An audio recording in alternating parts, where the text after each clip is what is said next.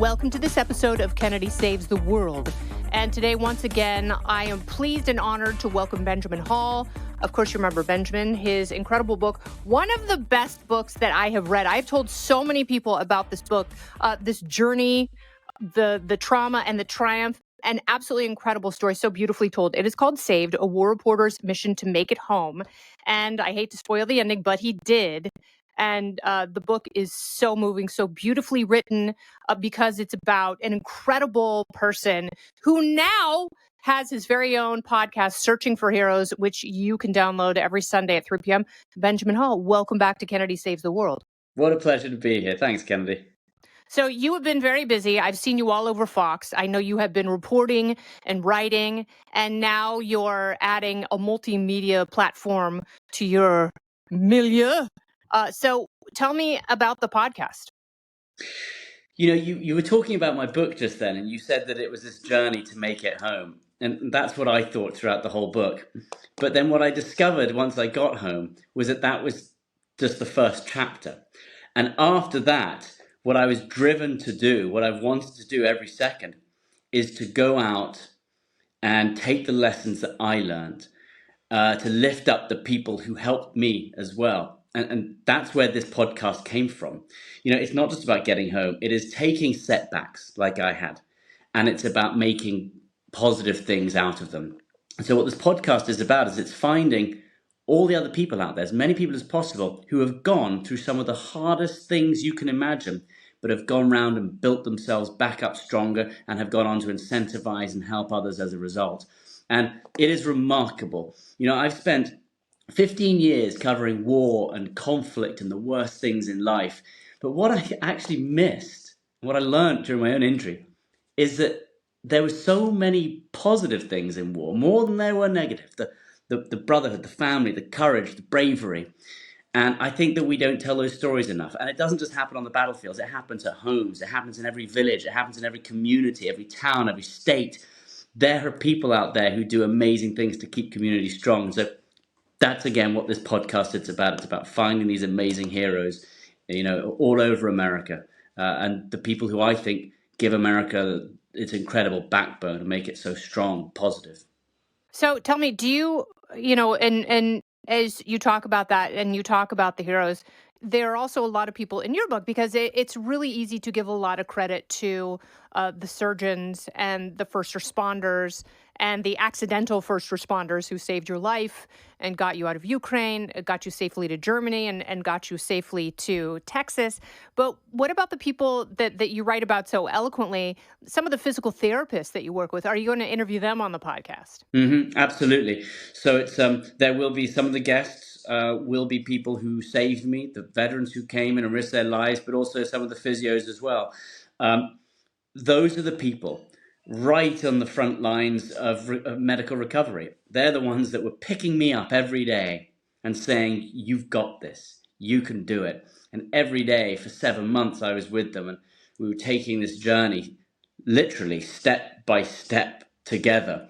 And I spoke a lot to them in hospital, and I would always ask about the different kinds of patients that they had, and they said, many patients actually don't have real motivation. They need to be given that. So yes, you're treating them physically, but you've got to treat them mentally too. And they even talked about having all the beds in the ICU units could flip directly up, because there would be people who wouldn't want to get out of bed to do their physios. And the physios would say, right, we're doing this today. You've got to pull it out. And they would lift the bed up, so they had no choice but to actually fall out or walk out, because they've got to, and they always laugh because they can be the kindest people, but they can be some of the harshest people. I mean, because they've got to push you to do things that you don't want to do.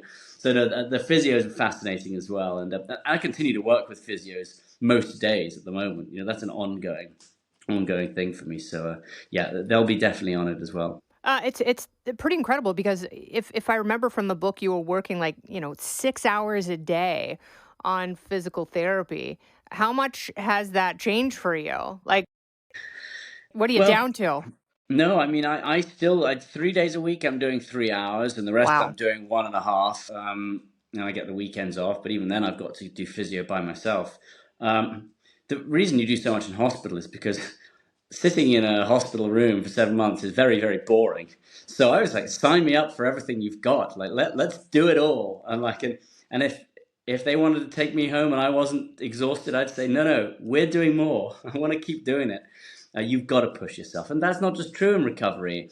That's true in work, in family, everything you do. Push yourself. Try and do something every day that you didn't do the day before. And I think that's what makes life so rewarding, when you do things you didn't think you could. And your body and your mind are capable of so much more than you realize. That was one of my biggest takeaways from your book, but also Seaspray. Um, can you reveal whether or not he is helping get people out of maybe different conflict spots in the world? Well, I mean, Save Our Allies, who Seaspray was with, have certainly been out in Israel, and they have been helping a lot of people out of there. I won't go into who's who or where they're all working, but those guys, they are the world's experts, the top of this, and they did it inside government for many years and inside many of the services, and they continue to do it to this day. And will you interview some of those people on Searching for Absolutely. Heroes? Oh, absolutely. I mean, those guys are friends as well. So, yeah, those will be fun conversations because, you have relationships with some people like that, and you can go through almost anything, and you learn how to switch between, right now we got to work, we got to get this done, we got missions. And, I help out with them however I can at the moment as well. And, but then you've also got this real brotherhood as well. And you know that you can trust these people. They are like family. And so, that's I think I always used to look at the military, and I was embedded in the military a fair amount, and I covered them as a journalist, and I was always looked at them and was always amazed at how close they were when you go into these places. And partly, I spent 7 months on a military base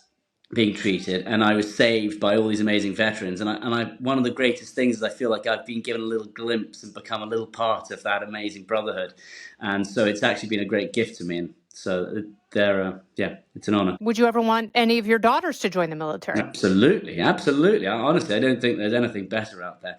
And many of the people that I interview for the podcast as well, some of them say that they were totally lost and the military got them together. Or some of them said that after the military they were totally lost, medically discharged, but it was the military and their brothers who came to get them out. It teaches them hard work. It teaches them sense of working as a team.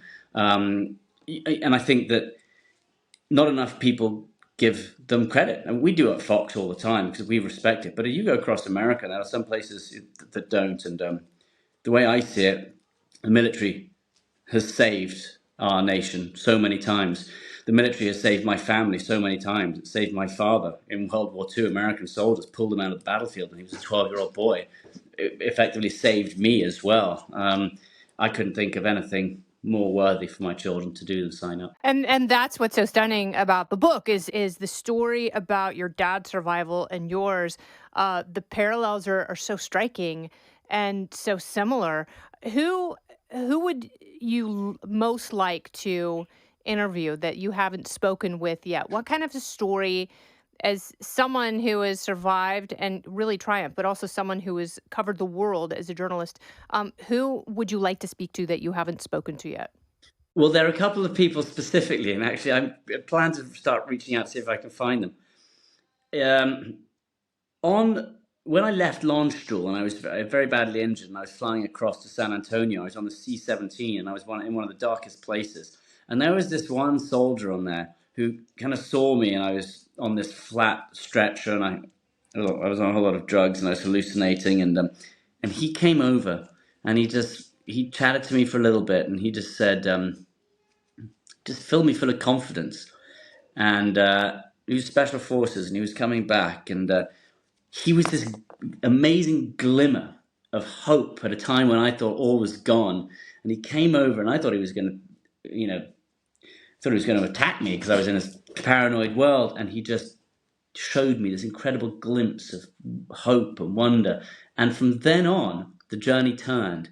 And I don't know who he is. And he came out and he actually gave me some candy, small little things. But I was going down to San Antonio near the southern coast. He was going southern border. He was going right up to the northern border. He said he came from the middle of nowhere, and he said, "Don't worry, man. Guys like you and I, we come from the edges. We live on the edges, but we're forever bonded."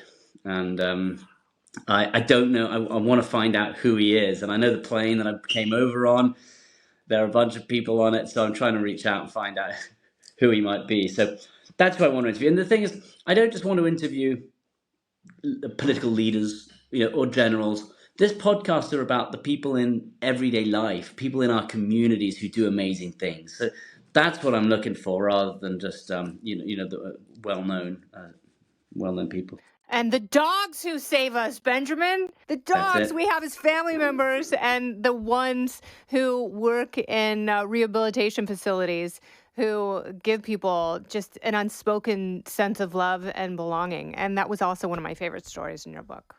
Yeah, the first time that I cried, that I really bawled my eyes out, was with a dog, and I was in San Antonio at the Brooke Army Medical Center. I'd been in ICU for probably a month because I couldn't move at first at all. And one of my first trips out of my room, they wheeled me out, and I was in this physio gym, and this therapy dog came up, and it dropped a ball in my hand.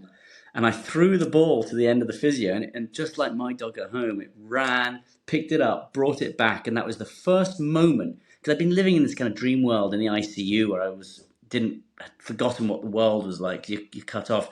And that brought home all those feelings of home. And it reminded me up close, and I just couldn't stop crying.